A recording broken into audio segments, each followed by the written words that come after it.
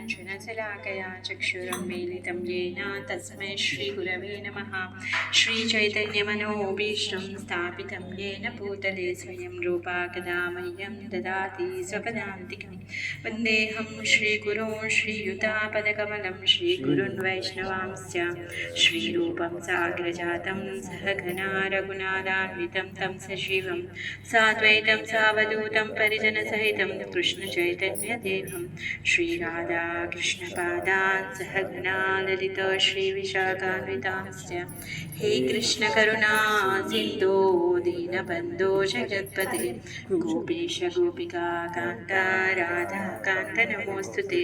तप्तकाञ्चन गौराङ्गी राधे वृन्दावनेश्वरी वृषभानुसुते देवी प्रणमामि हरिप्रिये।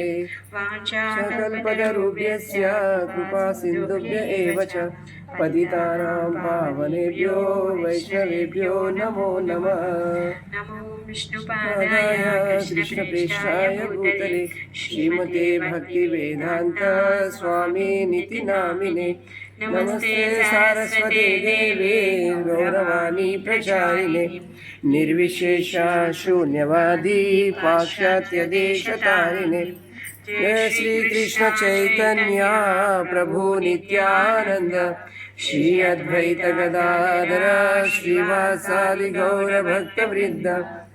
हरे कृष्णा कृष्ण कृष्ण हरे हरे हरे राम राम राम हरे हरे। मूकं करोति वाचालं पंगुं लंघयते गिरिं यत्कृपातमहं वन्दे श्रीगुरुं दीनतां श्रीरूपात् की जय, श्री गुरुदेव की जय। సో మనము మనస్సు ఆనందంగా ఉండడం కోసం ఇన్ని ప్రయత్నాలు చేస్తున్నాం. సరే, మనసు ఎప్పుడు ప్రసన్నంగా ఉంటుంది ఈరోజు చెప్పుకుందాం. మనసు ఎప్పుడు ప్రసన్నంగా ఉంటుందంట? ఎందుకంటే మనసు ఎప్పుడు చంచలంగా ఉంటుంది, మనసు ఎప్పుడు స్థిరంగా ఉండదు. అర్జునుడు ఏమంటాడు కురుక్షేత్ర యుద్ధంలో, స్వామి గాలినైనా ఆపగలుగుతానేమో కానీ మనసుని మాత్రం ఆపలేకపోతున్నాను, చాలా కష్టంగా ఉంది అనేసి అన్నారు. మరి అర్జునుడికే కష్టమైతే మనం ఎక్కడ మనసుని ఆపుతాము? మన మనసు ఎప్పుడు ప్రసన్నత చెందుతుంది. అర్జునుడు ఏమి సామాన్యమైన వాడు కాదు కదా, గొప్ప యోధుడు, క్షత్రియుడు, అనుభవం కలిగిన వాడు, సాక్షాత్ కృష్ణుడే ఫ్రెండ్, దేవాది దేవుడే ఫ్రెండ్ ఆయనకి. ఆయనే మనసుని ఆపలేకపోతున్నాడు. మనతోనేమవుతుంది? మనసు కంట్రోల్ చేయడం కష్టం, చాలా కష్టం.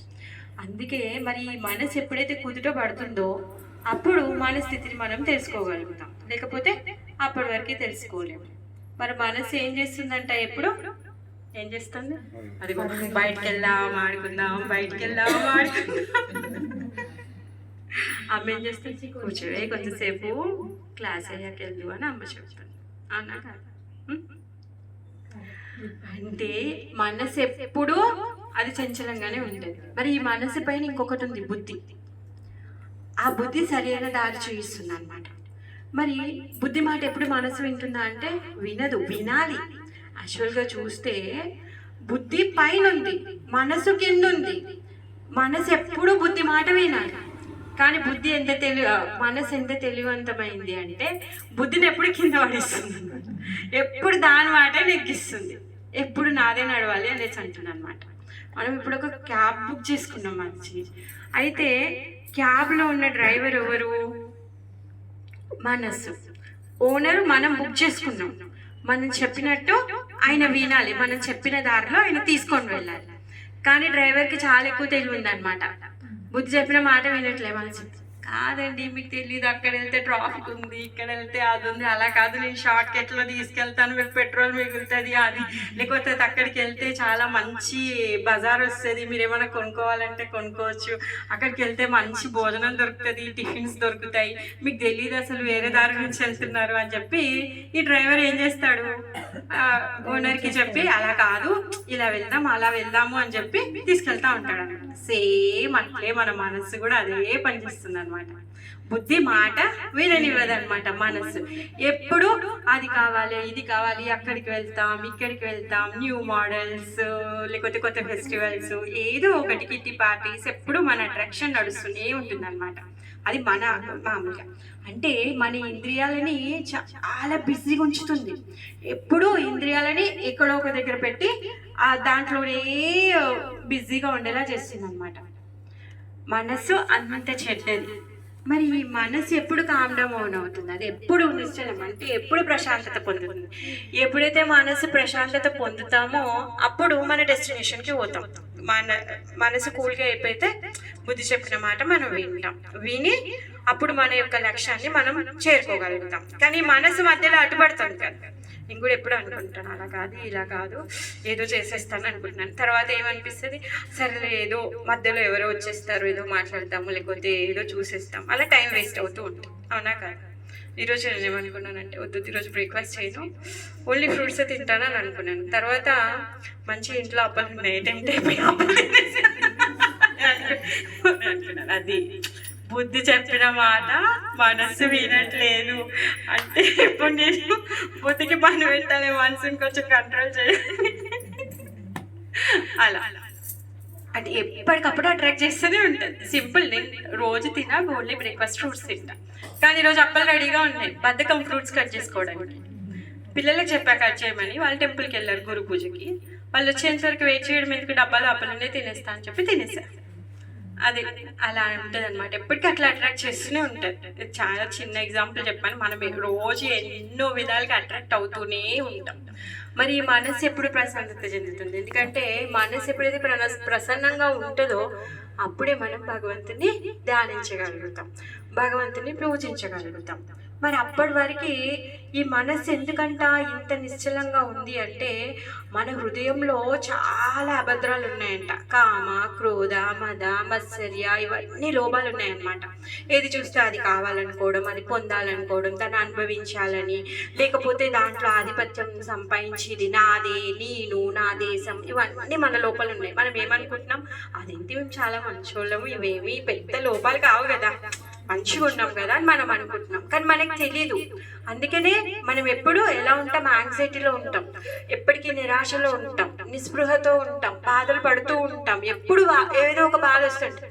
సమ్టైమ్స్ ఆనందం వస్తుంది, లేదని కాదు. అలానే మనం మొత్తమే ఆనందం లేకుండా లేము, ఆనందం పడుతూ ఉంటాం. కానీ ఆనందాలు పోయిన తర్వాత మన బాధలు వస్తూనే ఉంటాయి. కానీ మరి ఎప్పుడైతే ఈ మనసు నిశ్చలంగా ఉండి భగవంతుడి యొక్క భక్తి చేస్తారో వాళ్ళు మాత్రం ఎప్పుడూ ఆనందంగా ఉంటారంట. ఎందుకు? వాళ్ళు దివ్య చింతనలో ఉన్నారు, వాళ్ళు దివ్యమైన దాని గురించి ఆలోచిస్తారనమాట. ఈ వేడి, చలి ఇవన్నీ కూడా వస్తూ పోతూ ఉంటాయని వాళ్ళు తెలుసుకుంటారనమాట. లేకపోతే ఇప్పుడు వేడి వచ్చిందనుకో, అబ్బా ఎంత హాట్ సమ్మర్, ఎంత కష్టం అనేసి బాధపడతాం. కానీ వేడిపోయిన తర్వాత మళ్ళీ చలికాలం వస్తుంది, చలి అమ్మా ఇంత చలి వస్తుంది, సూర్యుడు వస్తే బాగుంటుంది, సూర్యుడు వస్తే బాగుంటుంది. ఎప్పుడు ఇలా ఆలోచిస్తూనే ఉంటాం అనమాట. ఎవరైతే ఇది పోయాక అది వస్తుందిలే, పర్వాలేదు కొంచెం సేపు అని అలా ఆలోచించినప్పుడు మనకి చలి పెట్టదు, ఎండ కొట్టదు. మరి ఆ స్టేజ్కి ఎప్పుడు వస్తాము అంటే మన మనస్సు ప్రసన్నంగా ఉన్నప్పుడు మనం ఆ స్థితికి వస్తాం అనమాట. అయితే భాగవతంలో శుకదేవ గోస్వామి చెప్తున్నారనమాట. ఏం చెప్తున్నారంటే మన మనస్సు ఎలా ప్రసన్నత పొందుతుంది అని చెప్పేసి, శృణ్వతాం స్వకతః కృష్ణ పుణ్యశ్రవణ కీర్తన హృదయంతస్థో హ్యభద్రాని విధునోతి సుహృశ్రుతాం. ఎప్పుడైతే శృణ్వతాం స్వకతః కృష్ణ, ఈ కృష్ణుడి యొక్క కథలు, లీలలు, ఆయన యొక్క నామాన్ని మనం వింటామో అప్పుడు మనము మన లోపల ఉన్నటువంటి భౌతిక అభిలాషలు ఏవైతే ఉన్నాయో అవి తొలగిపోతాయంట. ఎందుకు? ఈ భగవంతుడి యొక్క నామము, ఆయన యొక్క గుణగణాలు, ఆయన యొక్క లీలలు భగవంతుడితో సమానం. ఏ విధంగా అయితే భక్త ప్రహ్లాదుడు నారాయణ నారాయణ నారాయణ అని పిలిస్తే ఆయన యొక్క నామము అంతే రక్షించింది. సాక్షాత్ నారాయణుడు ఉంటే ఏ విధంగా అయితే రక్షణ ఇచ్చిందో అదే విధంగా నామం కూడా రక్షణ ఇచ్చింది. అంటే భగవంతుడికి, భగవంతుడి నామానికి, భగవంతుడి యొక్క రూపానికి, భగవంతుడి యొక్క లీలలకి, భగవంతుడి యొక్క ధామానికి భేదం లేదు. సో మరి అలాంటి భగవంతుడి యొక్క కథ శ్రవణం ఏదైతే ఉందో అది దివ్యమైందనమాట. భగవంతుడి యొక్క నామము, భగవంతుడి యొక్క కథ దివ్యమైంది. ఆ దివ్యమైంది ఎప్పుడైతే మన చెవుల ద్వారా వెళ్ళి మన మనసును చేరుతుందో అప్పుడు మన హృదయంలో ఉన్నటువంటి అభద్రాలు, ఈ పొందాలి, కావాలి, నాకు గొప్ప పేరు రావాలి, లేకపోతే నేను ఏదో సంపాదించాలి, నేను ఏదో పొందాలి అని మనం ఆతృత పడుతున్నాం కదా, ఇలాంటి కామ క్రోధ లోభాలన్నీ కూడా నశించిపోతాయి అన్నమాట. ఎందుకు? మన హృదయంలో భౌతిక అభిలాషలు చాలా ఉన్నాయి. ఈ భౌతిక అభిలాషల వల్ల మనం ఊరికి అది కావాలి ఇది కావాలి అనేసి మనము ఆతృత పడుతూ ఉన్నాం అన్నమాట. అందుకనే మహాప్రభు కూడా చెప్తున్నారు, ఏమంటున్నారంటే శ్రద్ధతో ఎప్పుడైతే, భక్తితో ఎప్పుడైతే ఈ నియమంతో మనం ఈ భగవంతుడి యొక్క నామాన్ని కీర్తిస్తామో అప్పుడు ఏమవుతుందంట, ఈ భగవంతుడి యొక్క నామము, భగవంతుడి యొక్క కరుణ వల్ల మన లోపల ఉన్నటువంటి ఈ మలినాలన్నీ కూడా తొలగిపోతాయి. ఎందుకంటే అది దివ్యమైంది. ఇప్పుడు చలి పెట్టింది అనుకోండి, మనం హీటర్ పెట్టుకుంటే చలంతా వెళ్ళిపోతుంది. మరి మన లోపల ఉన్నటువంటి మలినాలన్నీ పోవాలి అంటే ఆ దివ్యమైందని మనం స్వీకరించాలి. ఏంటా దివ్యమైంది అంటే భగవంతుడి యొక్క నామం. ఇప్పటిదాకా మనం జపం చేశాము, కీర్తన చేశాము. మరి ఎంతసేపు భజన కీర్తన చేయాలి అంటే బోర్ అయిపోతాం. ఒక గంట సేపు మీరు కీర్తనలో కూర్చున్నారనుకోండి, అమ్మా చాలా ఇంకా ఈ రోజుకి ఎక్కువైపోయింది అనిపిస్తుంది. ఒక 16 మాలలు చేశాక ఇంకో 2 మాలలు చేశారంటే అబ్బా చాలా ఇంకా ఎక్కువైపోయింది ఈరోజు అనిపిస్తుంది. మరి భగవంతుడి యొక్క నామం మీద మనకి శ్రద్ధ ఎలా కలుగుతుంది? భగవంతుడి యొక్క గొప్పతనం తెలుసుకున్నప్పుడే మనకి శ్రద్ధ కలుగుతుంది. భగవంతుడు ఎంత గొప్పవాడు, తను ఏం చేస్తున్నాడు, ఆయన కార్యకలాపాలు ఏంటి, ఆయన భక్తులతో డీలింగ్స్ ఏంటి, అప్పుడు తెలుసుకున్నప్పుడు భగవంతుడి యొక్క నామం ఇంకెక్కువగా జపం చేయాలి అనిపిస్తుంది. లేకపోతే మనకి శ్రద్ధ రాదు. ఇప్పుడు ఒక పర్సన్ గురించి ఏమీ తెలియకపోతే మనం ఏమనుకుంటాం, సాధారణమైన వాడు అనుకుంటాం. అదే ఆయన గురించి మనకు తెలిస్తే మనము ఆయనకు తగ్గట్టుగా సగౌరవాన్ని మనం ఇస్తాం. మరి మనం కూడా భగవంతుడి యొక్క నామాన్ని, ఆ దివ్య శబ్దాన్ని తీసుకోవాలి అంటే మనకు ఆయన గురించి తెలిసి ఉండాలి. మరి ఆయన గురించి ఎవరు చెప్తున్నారు? శ్రీమద్ భాగవతం చెప్తుంది. అందుకే శ్రీమద్ భాగవతాన్ని నిత్యము శ్రవణం చేయాలి అనేసి చెప్తున్నారు. అలాంటి భగవంతుడి యొక్క కథలు, భాగవతం నిండా భగవంతుడి యొక్క కథలే ఉన్నాయి. ఏ భక్తుడితో భగవంతుడు ఎలాంటి కార్యకలాపాలు చేశారు, ఏ కార్యం జరిగింది, ఎవరిని ఏ విధంగా రక్షించారు, ఎప్పుడు ఎక్కడెక్కడ అధర్మం పెరిగితే భగవంతుడు ఏ రూపంలో వచ్చి వాళ్ళని ఏ విధంగా కాపాడాడు, అవన్నీ విషయాలు కూడా భాగవతంలో ఉన్నాయన్నమాట. అందుకే ఈ కృష్ణ కథలని చక్కగా శ్రవణం చేయమనేసి చెప్తున్నారు. ఎందుకు? పరీక్షిత్ మహారాజు చచ్చిపోయే స్థితిలో ఉన్నారు. తను అడుగుతున్నారు అనమాట, నేను చావడానికి దగ్గరలో ఉన్నా, నేను ఏం చేయాలి, నేను ఏం చేస్తే ఆ దివ్యమైన స్థితిని నేను పొందుతాను, దివ్యమైన ఆనందాన్ని పొందుతాను, దివ్యమైన దేవాది దేవుడికి ఏ విధంగా చేరుకోగలుగుతాను అని చెప్పేసి తను అడిగినప్పుడు ప్రశ్నల్లో సమాధానంగా ఇది కూడా ఉందన్నమాట. అప్పుడు చెప్తున్నారనమాట సుఖదేవ గోస్వామి ఏమంటున్నారంటే, ఈ కృష్ణ కథలు ఏవైతే ఉన్నాయో దివ్యమైన శబ్దము, ఆ దివ్యమైన వాటిని మనం స్వీకరించడం వల్ల ఆ దివ్యమైన శబ్దము మన హృదయంలోకి వెళ్ళి, మన కర్ణాల్లో నుంచి మన హృదయంలోకి వెళ్తుంది అనేసి చెప్తున్నారనమాట. అందుకే వీటిని రోజు చేయాలి అంటున్నారు. బాలే ఉందండి, మీరు బాలే చెప్తున్నారు, కానీ మాకు అసలు ఇంట్రెస్టే లేదు, మేము ఎలా చేయాలి? అవునా కదా? చెప్తున్నాం బాగుంది, రోజు వినాలంటే బోర్ కొడుతుంది, రోజు చేయాలంటే బోర్ కొడుతుంది కదా. మరి ఎలా రుచి కలుగుతుంది? ఈ భగవంతుడి యొక్క కథలు వినడానికి కూడా మనకి ఇంట్రెస్ట్ రావాలి, జపం చేయడానికి ఇంట్రెస్ట్ రావాలి, శ్రద్ధ రావాలి, కోరిక రావాలి లోపల. ఫస్ట్ సినిమా పేరు వినగానే సినిమాకి వెళ్ళాలనే కోరిక కలుగుతుంది. అంటే ఇంతవరకు మనము ఎన్నోసార్లు దాని గురించి విని మననం చేసి దాని కళ్ళతో చూసి నలుగురితో డిస్కస్ చేసి ఉన్నాం కాబట్టి దాని మీద మనకి ఇంట్రెస్ట్ వచ్చింది. మరి ఇప్పటి వరకు భగవంతుడి గురించి మనం ఎప్పుడు చేయలేదు కదా. అందుకని ఏమంటున్నారంటే, ఎవరైతే భగవంతుని గురించి తెలుసో అలాంటి భక్తుల సేవ చేస్తే అప్పుడు మనకి భగవంతుడి కథలు వినడం పట్ల, భగవంతుడి యొక్క నామ జపం చేయడం పట్ల శ్రద్ధ కలుగుతుంది అనేసి చెప్తున్నారనమాట.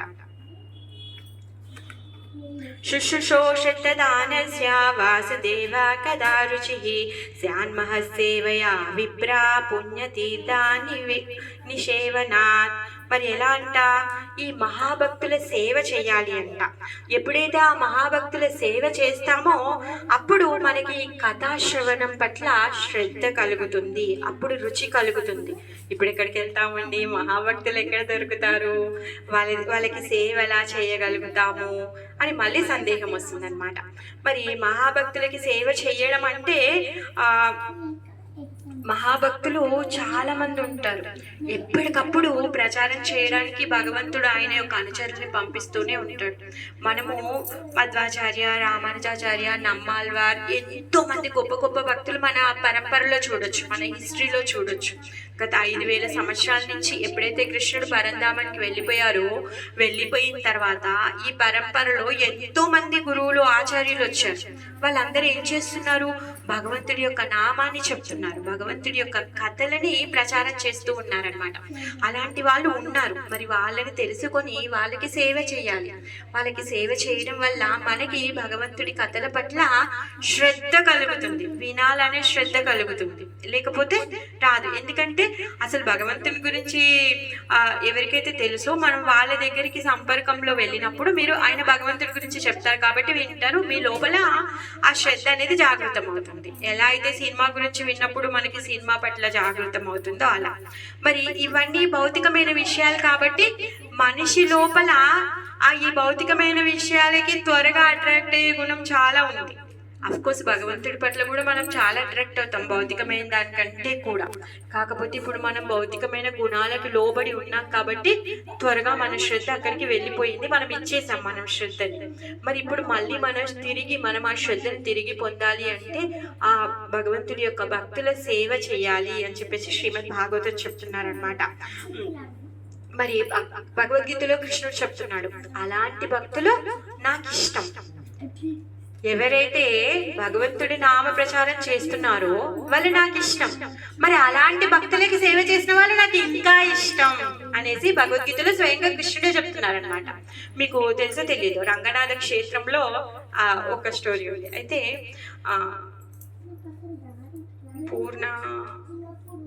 పూర్ణనిధియా పేరు మర్చిపోయి ఒక భక్తులు ఉంటారు. ఆయన ఏంటంటే రోజు రంగనాథుల వారికి చామర్ చేస్తూ ఉంటారనమాట. చామర్ చేసేటప్పుడు రోజు రంగనాథుడు మాట్లాడతాడు. అయితే ఒకరోజు రోజు ఆయన ఇంటికి వెళ్ళేటప్పుడు చీకటి అవుతుంది కదా, ఆయనకి ఇంకొక ఎవరైతే దివిటి పడతారో ఆయన దివిటి పట్టి ఆయన వాళ్ళ ఇంట్లో డ్రాప్ చేసే సేవ ఇంకొక అతను చేస్తాడనమాట. ఒకరోజు అతను ఏం అడుగుతాడు అంటే, మీరు స్వామితో డైరెక్ట్ మాట్లాడతారు కదా, మీరు రేపు స్వామిని అడగండి, నేను ఎప్పుడు వైకుంఠానికి వెళ్తాను అక్కడికి చెప్పండి స్వామి అని చెప్పి రిక్వెస్ట్ చేస్తాడు. రిక్వెస్ట్ చేస్తే రోజు చామర్ చేస్తున్నారు కదా కాంచీపూర్ణ, అయితే వెళ్ళి అడుగుతారనమాట. అడిగితే అప్పుడు రంగనాథుడు ఏమంటాడంటే తను ఈ జీవితంలోనే వైకుంఠానికి నా దగ్గరికి వచ్చేస్తాడు అని చెప్తాడనమాట. ఆ మాట చెప్పగానే కాంచీపూర్ణుల వారికి కూడా ఇంట్రెస్ట్ వచ్చింది. అవునా, అయితే మరి నేను ఎప్పుడు వస్తాను మీ దగ్గరికి అనేసి అంటే ఇంకా టైం ఉంది అనేసి అంటారు. రంగనాథుల వారు ఆ మాట అనేసరికి కాంచీపూర్ణ అదేంటి, నేను మీకు పూలమాలలు చేస్తున్నాను, కావేరి నుంచి నీళ్ళు తెస్తున్నాను, రోజు అభిషేకం చేస్తున్నాను, సపర్యలు చేస్తున్నాను, చామర చేస్తున్నాను, నేను ఎంత గొప్పవాడిని అయితేనే కదా మీరు నాతో స్వయంగా మాట్లాడుతున్నారు, విగ్రహ రూపంలో ఉండి కూడా నాతో మాట్లాడుతున్నారు. కానీ ఆ దివిటి పట్టేవాడినేమో వైకుంఠాన్ని తీసుకెళ్తారా, నన్నేమో తీసుకెళ్ళరా, టైం ఉందా అనేసి అంటే అప్పుడు రంగనాథుడు అంటాడు, ఎందుకంటే నువ్వు నాకు సేవ చేస్తున్నావు కదా, నీకు సేవ చేసేవాడు నాకు చాలా ఇష్టము అని చెప్పి రంగనాథుడు చెప్తాడనమాట. అప్పుడు కాంచీపూర్ణ అంటారు, ఇంకా నేను నీకు సేవ చేయను, నేను కూడా నీ భక్తులకి సేవ చేస్తాను అని చెప్పేసి చామరనక్కను వదిలిపెట్టేసి ఇంకా గొప్ప భక్తుల దగ్గరికి వెళ్ళి తను సేవ చేయాలని వెళ్ళి. కానీ కాంచీపూర్ణని అందరు గుర్తుపడతారు కదా, తను మారు పేరు పెట్టుకొని మారు వేషం వేసుకొని ఒక గొప్ప భక్తుడు వాళ్ళ ఇంటికి వెళ్ళి సేవ చేస్తాడనమాట. ఆయన సేవకు మెచ్చి స్వయంగా భగవంతుడు ఆయన తీసుకొని వెళ్తారనమాట. అంటే భగవంతుడు ఏమంటున్నాడు, నా భక్తుల సేవ ఎవరైతే చేస్తారో వాళ్ళు నాకు ఇష్టము అనేసి చెప్తున్నారు. అందుకే భక్తుల యొక్క సేవ చేయాలి. భక్తుల సేవ చేసినప్పుడు భగవంతుడి యొక్క కథా శ్రవణం వినడానికి మన లోపల శ్రద్ధ కలుగుతుంది అనమాట.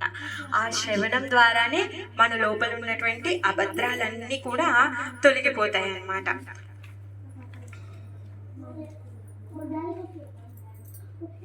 ఎప్పుడైతే అలా శ్రద్ధగా శ్రవణం చేస్తారో, శ్రద్ధగా శ్రవణం చేసినప్పుడంట వాళ్ళ లోపల ఉన్నటువంటి శ్రద్ధకి మన హృదయంలో ఉన్నటువంటి పరమాత్మ మనకి హెల్ప్ చేస్తాడంట. అయ్యో వీళ్ళు నా కోసం ఇంత తాపత్రయపడుతున్నారు, వాళ్ళు ఇంత ఇంట్రెస్ట్ ఉంది అంటే నా కథలు వినడం కోసం, నా జపం చేయడం కోసం, నా గురించి వీళ్ళు ఇంత ఆలోచిస్తున్నారు అని చెప్పేసి తను ఏ అడ్డంకులు లేకుండా తను దారిని క్లియర్ చేస్తాడనమాట. తను అన్ని చూసుకుంటాడనమాట.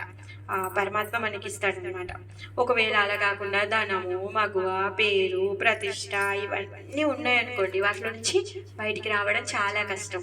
అందుకే ఈ మహాభాగవతుల సేవ చేసినప్పుడు మాత్రమే మనము వీటి మీద శ్రద్ధ కలుగుతుంది అనమాట. లేకపోతే ఈ జన్మాల నుంచి బయటపడడం చాలా కష్టం. ఎప్పుడు చూసినా మనం ఈ డబ్బు, పేరు, ప్రతిష్ట దీంట్లోనే ఉన్నాం అనుకోండి, మన హృదయం ఎప్పుడు మాలిన్యం నుంచి బయటకు వస్తుంది, చాలా కష్టం, రాలేదు. అందుకే మళ్ళీ చచ్చిపోతాం, మళ్ళీ పుడతాం, మళ్ళీ చచ్చిపోతాం, మళ్ళీ పుడతాం, మళ్ళీ చచ్చిపోతాం, మళ్ళీ పుడతాం.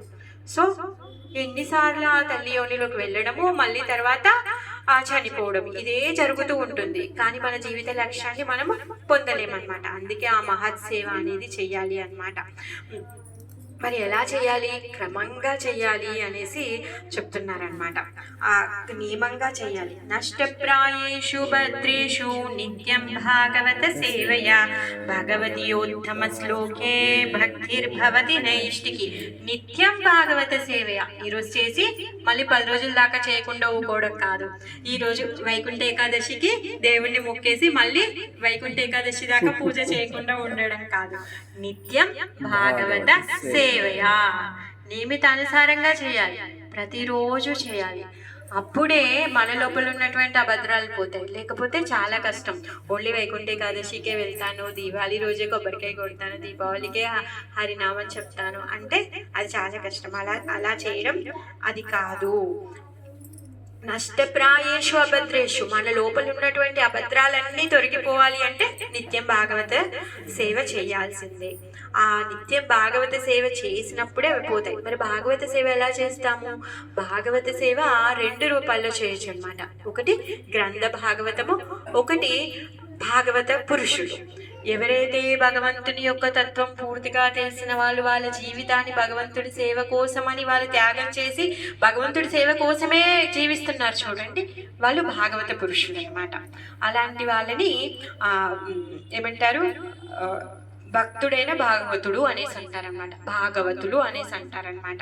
ఒకటేమో గ్రంథ భాగవతం, మనం ఏదైతే శ్రీమద్ భాగవతము, శ్రీమద్ భగవద్గీత ఉన్నాయో ఇవి వీటి సేవ అనమాట. మరి మీరు ఈ శాస్త్రానికి అండ్ ఆ పర్సన్కి, ఎవరైతే భాగవతులు ఉన్నారో వాళ్ళిద్దరికి కూడా ఈ సామర్థ్యం ఉంది. మన లోపల కృష్ణుడి పట్ల ఆకర్షణని కలిగించే అంత శక్తి ఈ శ్రీమద్ భాగవతం గ్రంథ రూపంలో ఉన్న భాగవతానికి కూడా, భాగవతుడికి కూడా, ఎవరైతే తన జీవితాన్ని భగవంతుడి సేవలో పెట్టారో వాళ్ళు కూడా అంతే శక్తివంతం కలిగి ఉన్నారనమాట. మనము ఎగ్జాంపుల్ చెప్పుకోవచ్చు. ఏ విధంగా? నారద మహర్షి తన పూర్వజన్మలో దాసీపుత్రుడు. వాళ్ళమ్మ ఒక బ్రాహ్మణుడి ఇంట్లో పనిచేసేది. చతుర్మాస్య వ్రతం కిందకి భాగవతులు వచ్చారనమాట. ఆ బ్రాహ్మణుడి ఇంటికి వచ్చినప్పుడు వాళ్ళు చతుర్మాస్యంలో ఎక్కడికి వెళ్ళారు, ఒకటే దగ్గర ఉండి సాధన చేసుకుంటారు కదా. ఆ బ్రాహ్మణుడు ఆ సాధు పురుషులకి సేవ చేయడం కోసం నీళ్లు తెచ్చిపెట్టడము, అవి ఇవి తెచ్చిపెట్టడం కోసం కానీ ఆ బ్రాహ్మణుడు ఈ నారదుడి యొక్క అమ్మని నియుక్తం చేస్తాడనమాట. చేసినప్పుడు వాళ్ళ అమ్మ ఏం చేసేదంటే, పిల్లోడు చాలా చిన్నవాడు, సరే అని చెప్పేసి ఆ భాగవతులు రోజు యజ్ఞం చేసేవాళ్ళు, భాగవతులు చెప్పుకునే వాళ్ళు, కీర్తన చేసేవాళ్ళు, వాళ్ళని అక్కడే ఆ పిల్లోని అక్కడే కూర్చోబెట్టి మిగిలిన పనులన్నీ చేస్తూ ఉండేదన్నమాట. ఆ విధంగా ఆ పిల్లోడు అక్కడ కూర్చొని వాళ్ళ యొక్క సాంగత్యంతో, వాళ్ళు చేసేటటువంటి భాగవత కీర్తనం ద్వారా ఆయన విని వాళ్ళతోనే ఉండి ఆయన లోపల ఆ శ్రద్ధ కలిగిందనమాట. ఆ విధంగా అతను దాసీపుత్రుడి నుంచి సాక్షాత్ నారద మహర్షి అయ్యారనమాట. అంటే భాగవతుడు అంత గొప్పవాడు, మనకి భగవంతుని ఇవ్వగలుగుతాడు అనమాట. అలా సో నారద అంటే ఏంటి? నారాయణుని ఇవ్వగలుగుతాడు. నారదుడు అంత గొప్ప భక్తుడయ్యాడు, నారాయణుని ఇచ్చే అంత గొప్ప భక్తుడయ్యాడు. అంటే భాగవతుల యొక్క సాంగత్యం వలన మన హృదయంలో ఉన్నటువంటి మలినాలన్నీ తొలగిపోయి మనని భగవంతుని చేర్చగలుగుతుంది అనమాట. శ్రీమద్ భాగవతం అయితే యాజ్ మనం శ్రీమద్ భాగవతాన్ని చదివామనుకోండి, భగవంతుడి యొక్క గొప్పతనం మనకు తెలుస్తుంది. మరి ఎలా చదవాలి? భక్తుల ఆశ్రయంలో చదవాలి. మామూలుగా ఇప్పుడు మెడిసిన్ బుక్ మీరు కొనుక్కొని చదువుకుంటే మీరు డాక్టర్ అయిపోలేరు. అలానే శ్రీమద్ భాగవతం కూడా కొన్ని చదివేస్తాము అంటే మనం పూర్తిగా అర్థం చేసుకోలేము, ఎందుకంటే మన దగ్గర ఆ శక్తి లేదు. ఎవరైతే ఆచార్యులు ఉన్నారో వాళ్ళు భగవంతుని గురించి వాళ్ళకి తెలుసు, అందుకే భగవంతుడి యొక్క గొప్పతనం గురించి వాళ్ళు సవివరంగా మనకు చెప్తారనమాట. అదే కోవలో ప్రభుపాదుల వారు మనకి శ్రీమద్ భాగవతాన్ని ఇచ్చారు. ఆయన రాసినటువంటి భాష్యాలు కూడా అలాంటివి అన్నమాట. ఈ పరంపరలో ఎప్పుడైతే మనం భాగవతాన్ని చదువుతామో వింటామో అప్పుడు మనకి భగవంతుడి పట్ల శ్రద్ధ కలుగుతుంది, భగవంతుడి కథల పట్ల శ్రద్ధ కలుగుతుంది. అలాంటి భక్తులకి సేవ చేయడం వల్ల, భాగవత శ్రవణం చేయడం వల్ల, అసలు శ్రవణం పట్లనే శ్రద్ధ లేదంటే మళ్ళీ మీరు శ్రవణం చేయమంటున్నారు, చెయ్యాలి. ఇప్పుడు రోగం వచ్చింది, మందు చేదుగా ఉంది, వేసుకోకపోతే రోగం ఎక్కువైపోతుంది. అలానే చేదుగా ఉన్న మందు వేసుకోవాలి కదా, మనకి ఇష్టం లేదు శ్రవణం చేయడం. మనం శ్రవణం చేయడం స్టార్ట్ చేస్తే, భక్తుల సేవ చేయడం స్టార్ట్ చేస్తే అప్పుడు మనకు అది మక్కువ కలిగిస్తుంది అన్నమాట. అలా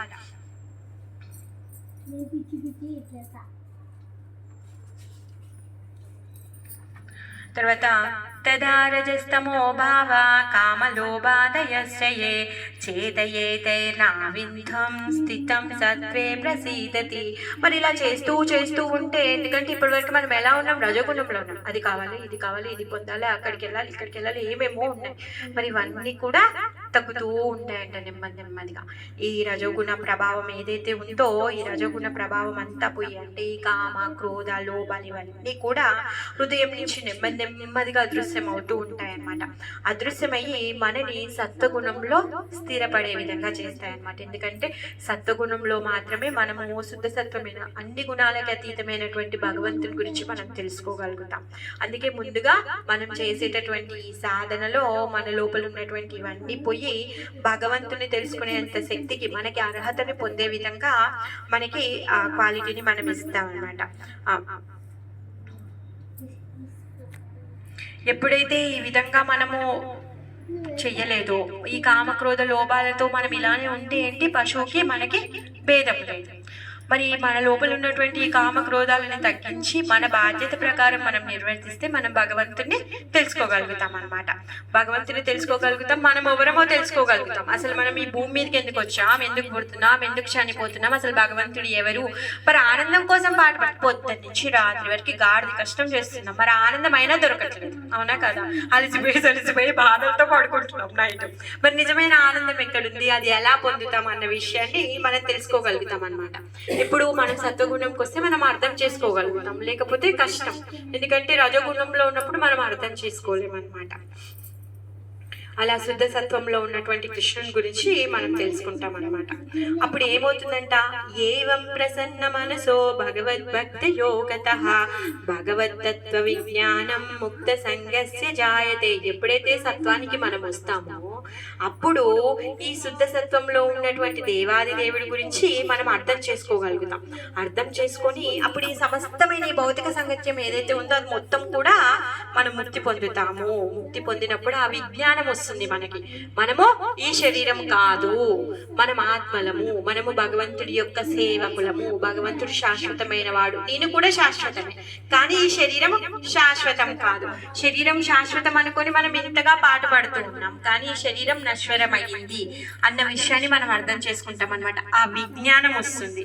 ఆ విజ్ఞానం వచ్చినప్పుడే మనము భగవంతుడి యొక్క భక్తిలో మనని మనము స్థిరపరచుకోగలుగుతాం. అప్పుడు మన హృదయంలో ఉన్నటువంటి హృదయ గ్రంథి ఏదైతే ఉందో అది ఛేదింపబడుతుంది అన్నమాట.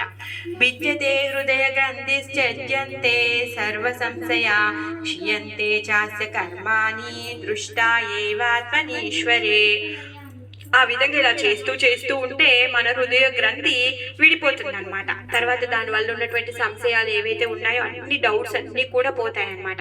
అప్పుడు భగవంతుణ్ణి మనము దర్శనం చేసుకోగలుగుతాము, భగవంతుడి యొక్క స్వరూపాన్ని మనం చూడగలుగుతాం అన్నమాట. లేకపోతే మనం ఏం చేస్తూ ఉంటాము, ఈ వలయంలోనే తిరుగుతూ ఉంటాం అన్నమాట. పుట్టుక చావులోనే తిరుగుతూ ఉంటాం. అలా కాకుండా మన యొక్క జీవిత లక్ష్యాన్ని మనం తెలుసుకోవాలి అంటే మన మనస్సు నిలకడగా ఉండాలి. మనసు నిలకడగా ఉండాలి అంటే మనము భగవంతుడి యొక్క కథాశ్రవణం చేయాలి, హరినామ కీర్తన చేయాలి, జపం చేయాలి. మరి అవన్నీ చేయాలి, ఇంట్రెస్ట్ రావాలి అంటే మహత్ సేవ చేయాలి అన్నమాట. సో అందుకే ముకుందమాలలో కులశేఖర ఆళ్వార్ చెప్తున్నారనమాట, మాభిర్మందమనో విచింత్య బహుదా యామీశ్చరం యాతనా నైవామి ప్రభవంతి పాపరిపవా స్వామీ నను శ్రీధరా ఆలస్యం వ్యపనీయ భక్తి సులభం ధ్యాయస్వ నారాయణం లోకస్య వ్యసనాపనోదనకరో దాసస్య కిం న క్షమః. మనసుకు చెప్తున్నాడు, ఓ మూర్ఖ మనస, నా మనస నువ్వేం చేస్తూ ఉన్నావు, మూర్ఖంగా ఆలోచిస్తున్నావు, ఇంకా ఈ యమరాజు పెట్టేటటువంటి యాతనల గురించి కూడా ఆలోచిస్తూ ఉన్నావు. అందుకే ఇప్పుడు వాటి గురించి నువ్వు అసలు బాధపడకు, ఎందుకంటే లక్ష్మీపతి అయిన శ్రీధరుడు సాక్షాత్తు తోడున్నాడు. ఆయన ఉండగా నువ్వు దేని గురించి ఆలోచించాల్సిన అవసరం లేదు, ఎందుకంటే అన్ని లోకాలను సృష్టిస్తూ ప్రళయం చేస్తూ అన్ని ఆటంకాలను తొలగించేటటువంటి సాక్షాత్ భగవానుడే నీతో ఉంటే నీకున్నటువంటి చిన్న చింతల్ని తొలగించడా ఏంటి. అందుకే ఓ మనసా నువ్వు ఆ భగవంతుడి యొక్క పాద పద్మాలని భజించు అని చెప్పేసి కులశేఖర ఆళ్వార్ చెప్తున్నారనమాట. హరే కృష్ణ హరే కృష్ణ కృష్ణ కృష్ణ హరే హరే హరే రామ రామ రామ హరే హరే. ఇంత సింపుల్.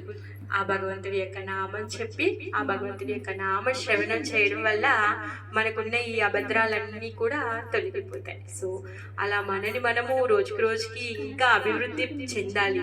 ఎప్పుడు అభివృద్ధి చెందుతాము, నియమానుసారంగా క్రమం తప్పకుండా మనం చేస్తూ ఉంటే మన లోపల శ్రద్ధ పెరుగుతూ ఉంటుంది అనమాట. శ్రీల ప్రభుపాద హరే కృష్ణ.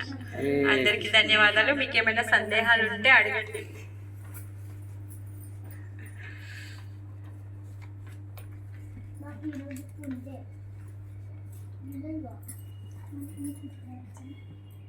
श्रीमद् भागवतम की जय।